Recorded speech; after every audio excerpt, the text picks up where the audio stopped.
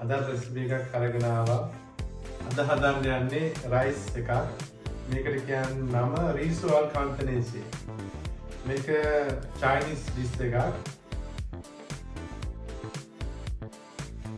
අපි බලමු දැන් මේ රීසෝල් කාන්තනේසි එක හදන්න මේ අවශ්‍ය කරන ඉන්ග්‍රීඩියන්ට්ස් ටික. rice, green peas, rice wine vinegar, Chinese, eggs, spring onion, ham dices, soy sauce, sunflower oil. දැන් අපි බලමු මේ රීස්වල් කාන්තනේසි එක කොහොමද හදාගන්නේ.